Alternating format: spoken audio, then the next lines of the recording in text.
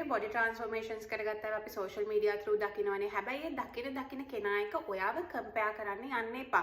එයාලම inspiration එකක් කරගන්න. කිසිම ප්‍රශ්නයක් නැහැ. හැබැයි කම්පැරිසන් එකකට යන්න එපා. ඒකට හේතුව තමයි අපිට කෙනෙක්ගේ සෝෂල් මීඩියා වලට ඇක්සස් එක තිබුණාට අපිට යාගේ ෆුල් ලයිෆ් එකට ඇක්සස් එක නැහැ. ඒ කියන්නේ අපි යාලගේ රිසෝසස් මොනවාද, රෙස්පොන්සිබිලිටීස් මොනවාද, ඒව ගැන අපිට ලොකු අයිඩියා එකක් නැහැ. ඔයාගේ ලයිෆ් එකට හාත්පසින්ම වෙනස් ලයිෆ් එකක් තියෙන්න පුළුවන්. සමහර සිමිලැරිටීස් තිබුණාට මේ අනිකුත් කරුණු කාරණා කන්සිඩර් කරද්දී ඔයාට වඩා හාත්පසින්ම වෙනස් ලයිෆ් ස්ටයිල් එකක් ගත කරන කෙනෙක් වෙන්න පුළුවන්. ඉතින් ඒක නිසා ඔයා නිතරම දකින කෙනා එක්ක ඔයාව කම්පෙයාර් කරන්න ගියොත් ඔයාට ඔයාගේ ජර්නි එක සක්සස්ෆුල් කරගන්න හම්බ වෙන්නේ නැහැ. මොකද සක්සස් කියන එකත් සබ්ජෙක්ටිව්නේ. එක එක්කෙනාගේ ටයිම් ලයින් එක වෙනස් වෙනවා යාළගේ සක්සස් ජර්නි එකේ. ඒකට හේතුව තමයි අපිට තියෙන රිසෝසස් සහ රෙස්පොන්සිබිලිටීස්. ඒ කියන්නේ යම්කිසි කෙනෙකුට ඔයාට වඩා මුදල් තියෙන්න පුළුවන්. තවත් කෙනෙකුට ඔයාට වඩා හොඳ සපෝට් සිස්ටම් එකක් තියෙන්න පුළුවන්. තවත් කෙනෙකුට ඔයාට වඩා අඩු රෙස්පොන්සිබිලිටීස් තියෙන්න පුළුවන්. ඉතින් ඒ විදිහට බැලුවාම අපි එකිනෙකාගේ ලයිෆ් එක 100%ක් එක වගේ වෙන්නේ නැහනේ.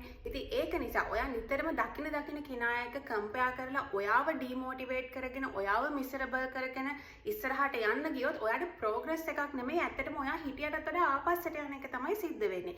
ඒක නිසා හැම වෙලේම ඔයා බොඩි ට්‍රාන්ස්ෆෝමේෂන් එකක් කරනවා වෙන්න පුළුවන්, වෙනත් ගෝල් එකක් වෙන්න පුළුවන්. හැම වෙලෙම ක්ලීන් මයින්ඩ්සෙට් එකකින් පටන් ගන්න. ඔයාට අවශ්‍ය කරන තොරතුරු, ඔයාට අවශ්‍ය කරන දැනුම, ඔයාට අවශ්‍ය කරන සපෝට් එක විතරක් ඔයා අරගන්න.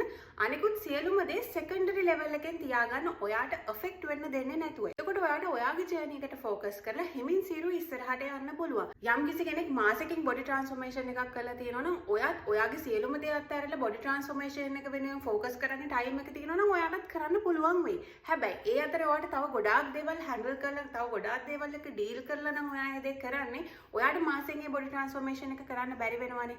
ඉතින් ඒක නිසා ඔයා නිකන් මිසරබල් වෙන්න යන්න එපා. අයියෝ මට මාසෙන් මේක කරගන්න බැරි වුණානේ කියන එකට. ඔයා බලන්න ඕනේ ඔයාගේ ලයිෆ් එකේ ඔයාට දාන්න පුළුවන් උපරිම එෆර්ට් එක කොයි වගේද? ඔයාට ඔයා වෙනුවෙන් ඔයාගේ මේ ගෝල් එක වෙනුවෙන් කොච්චර කාලය වෙන් කරන්න පුළුවන්ද? කොච්චර එෆර්ට් එකක් දෙන්න පුළුවන්ද? ඒ අනුව ඔයාගේ ටයිම් ලයින් එක තව කෙනෙකුට වඩා වෙනස් වෙන්න පුළුවන්. කෙනෙක් මාසෙන් දෙකෙන් කරපු එකට ඔයාට අවුරුද්දක් යන්න පුළුවන්. හැබැයි ඔයා ඒ අවුරුද්ද කන්සිස්ටන්ට්ලි ඉස්සරහට ගියොත් ඔයාත් අර කෙනා වගේම සක්සස්ෆුල් කෙනෙක්ම තමයි. ඉතින් ඒක නිසා ඔයාගේ බොඩි ට්‍රාන්ස්ෆෝමේෂන් එක සක්සස්ෆුලි කරගන්න ක්ලීන් මයින්ඩ් එකකින් හොඳ මයින්ඩ්සෙට් එකක් තියාගෙන ඔයාට අවශ්‍ය දේවල් විතරක් තෝරගෙන ඔයාගේ ජර්නි එක හිමින් ඉස්සරහට කරගෙන යන්න.